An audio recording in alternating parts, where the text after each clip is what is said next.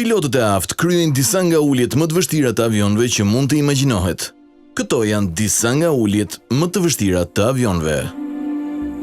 Përpara se të fillojmë me këtë video, bëjeni subscribe kanalit dhe klikoni ikonën e zilës që të njoftoheni për çdo video të re që ne postojmë.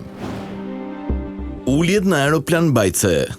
Aeroplan mbajtëset janë anijet më të fuqishme detare që ofrojnë një platformë nga ku mund të nisen si misione detare, ashtu edhe ato ajrore. Manovrimi e tyre megjithatë ka një kosto, sepse ato janë pista të shkurtra dhe paqëndrueshmëria në rrymat dhe valët e oqeanit i bën ato padyshim uljet më të vështira që mund të kërkohet ndonjëherë pilotëve të bëjnë. Në ditët e sotme ato kanë një dizajn me kënd që lejon ulje dhe ngritje të kryhen njëkohësisht, por prapse nuk ka mjaft hapësirë për avionët që afrohen për të ngadalësuar plotësisht. Ata duhet llogarisin me saktësi uljen e tyre për të ulur në vendin e duhur. Megjithatë, disa ulje mund të komplikohen akoma më shumë. Ka një arsye pse këta pilotë shihen si më të mirët e të mirëve. Aeroporti Paro. Aeroporti Paro është i vetmi aeroport ndërkombëtar në Butan, por në një vend që është i rrethuar nga malet Himalaja, qasja është e ndërlikuar për të thënë më të paktën. Të vendosura në një lugin pranë lumit Paro, majat aty arrin në lartësinë deri në 5400 metra dhe këto së bashku me motin e paparashikueshëm që krijojnë, do të thotë se është një nga pikat më të vështira të uljes në botë. Në fakt, pilotët kërkohet të pajisen me një certifikat specifike për të fluturuar këtu dhe ka pak të tillë që e kanë atë.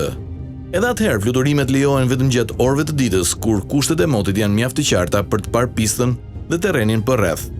Por sigurisht që krijon një ngjarje emocionuese për të gjithë në bord. Aeroporti Courchevel. Aeroporti Courchevel shërben si një resort skisht në Alpet franceze. Dhe siç do të prisnin nga një brez zbarkimi në një mal, gjërat janë larg normales. Si fillim, pista është jashtëzakonisht e shkurtër në një gjatësi prej vetëm 520 metrash. Por për të kundërshtuar këtë dhe për të ndihmuar në ngadalësimin e aeroplanit, ajo është ndërtuar me një pjerësi prej 18.6%. Duke ulur në një pjerësi, ata ngadalësohen shumë më shpejt se normalisht. Por kjo paraqet komplikime shtesë. Pilotët duhet të jenë të saktë kur zbarkojnë këtu me kaq shumë male që e rrethojnë pistën, pasi nuk ka mundësi për një fluturim përreth për një përpjekje të dytë. Për të bërë gjërat edhe më të vështira, pista nuk ka ndriçim, që do të thotë se pilotët duhet të llogarisin mënyrën më të mirë për të ulur çdo herë në një mënyrë të ndryshme. Aeroporti ndërkombëtar i Gibraltarit. Gibraltari është një pjesë e tokës në skajin më jugor të Gadishullit Iberik, dhe si pjesë e Mbretërisë së Bashkuar është ndarë nga pjesa tjetër e Spanjës me të cilën është e lidhur. Me kaq pak hapësirë, është një mrekulli që kishte vend për të ndërtuar një aeroport në radhë të parë. Por kjo ka ardhur me kompromiset e saj. Mund të mos duket se ka ndonjë gjë shumë të pazakontë në fillim, por pilotët duhet përballen me erat e forta që fryjnë të gjithë mesdheun dhe duhet i llogarisin gjërat në mënyrë perfekte. Ndryshe nga shumica e aeroporteve ku pistat përdoret vetëm për ngritje dhe ulje, pista këtu është e ndarë në dysh nga një nga autostradat më të ngarkuara të qytetit. Nëse uleni shumë herët, mund ta gjeni veten mbi një linjë trafiku. Pilotët vazhdimisht duhet jenë në vëzhgim në rast se përdoruesit e rrugëve humbasin paralajmërimet për të ndaluar kur një fluturim po afrohet. Aeroporti Narsaruak. Aeroporti Narsaruak është në Groenlandën Jugore dhe është një nga 2 aeroportet në vend që mund të akomodojë aeroplan të mëdhenj. Është një qendër jetike transporti për rajonin e rrethuar nga akullnajat dhe malet.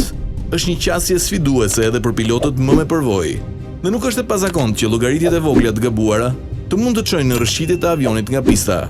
Kaq e vështirë është të shohësh majat pranë këtij aeroporti, por ka pasur 2 aksidente fatale si pasojë e goditjes së akullit në përpjekjen përfundimtare për ulje. Çdo pilot ka nevojë për trajnim shtesë përpara se të provojë të ulet në këtë aeroport. Aeroporti Barra. Investimi i nevojshëm për të ndërtuar një pistë të dedikuar dhe objektet e aeroportit mund të jenë shumë të shtrenjta për disa vende. Dhe në ishullin e vogël skocez të Barra, ata e kanë hequr fare asfaltin. Ky është i vetmi vend në botë ku fluturimet e planifikuara rregullisht zbarkojnë në një plazh me rër dhe gjërat duhet të jenë në kohën e duhur, sepse gjatë baticës së lartë e gjithë pista zhytet në ujë. Fluturimet janë të kufizuara vetëm në orët e ditës, por nëse ka një emergjencë gjatë natës që kërkon një evakuim të menjëhershëm nga ishulli, ekziston mundësia e ndriçimit të plazhit me dritat e automjeteve me 3 planimetri, që ofrojnë një distancë ulje prej 800 metrash. Nuk është për të habitur që votohet rregullisht si një nga aeroportet më të rrezikshme në botë. Sigurisht që kërkon një dorë të qëndrueshme nga ana e pilotit për të mbajtur avionin nën kontroll, pasi një lëvizje e gabuar mund të rezultojë në zhytje në një dunë rëre. Pista Matekane. Lesotho është një vend i vogël malor që ndodhet brenda Afrikës së Jugut. Dhe nëse nuk dëshironi të provoni një nga rrugët malore me gunga që të çojnë deri atje, zgjidhja juaj e vetme është të shkoni atje me avion. Me fshatra kaq të largëta dhe me shumë pak tokë të sheshtë, pista e uljes në këtë vend është ndoshta më ekstremja në të gjithë botën. E njohur si pista Matekane, ajo përdoret kryesisht nga shoqatat e bamirësive dhe fluturimet mjekësore, për të ofruar ndihmë për komunitetet që jetojnë atje. Dhe kjo është një sipërfaqe me gunga që mirëmbahet nga disa prej vendasve, por gjëja më e dukshme për të është se përfundon në një shkëmb që çon në një rënje prej 600 metrash. Pilotët duhet të zbresin saktësisht, përndryshe rrezikojnë të arrijnë skajin e shkëmbit. Ngritjet këtu janë edhe më të frikshme sepse pista nuk është e mjaftueshme e gjatë për të arritur ngritjen. Kështu që avionët bien në gremin përpara se të fitojnë vrrull të mjaftueshëm për të fluturuar lart. Aeroporti Kongo-Hasa. Aeroporti Kongo-Hasa është një nga aeroportet më të ngarkuar në Amerikën e Jugut, që i shërben qytetit të Sao Paulos në Brazil. Por pilotët janë paralajmëruar prej kohësh se qasja veçanërisht drejt pistës 35, e cila është 1.2 milje e gjatë, është aq e rrezikshme sa rrezikon tragjedi të mundshme.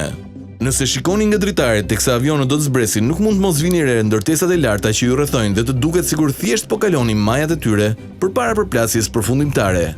Shtojeni kësaj edhe kushtet e motit që ndryshojnë me shpejtësi në zonë, dhe pilotët kanë shumë pak hapësirë për manovrim deri në ulje. Shpesh gjërat shkojnë keq dhe aeroplanët dalin nga asfalti në fund. Kjo është arsyeja pse autoriteteve të aeroportit u është dashur të vendosin kufizime të rrepta për numrin e mjeteve ajrore që mund të presin atje çdo orë.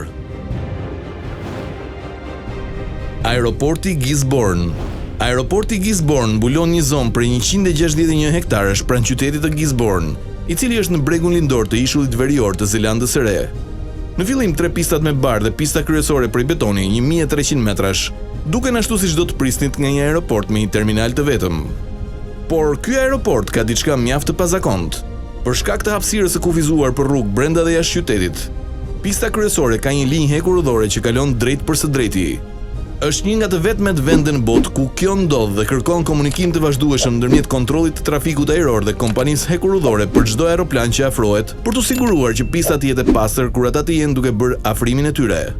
Megjithatë, janë duke u zhvilluar plane për të ndryshuar rrugën e hekurudhës, sepse është një ndërlikim që thjesht nuk është i nevojshëm, veçanërisht me qëllimin e qytetit për të filluar të tërheqë një numër në rritje turistësh në vitet e ardhshme.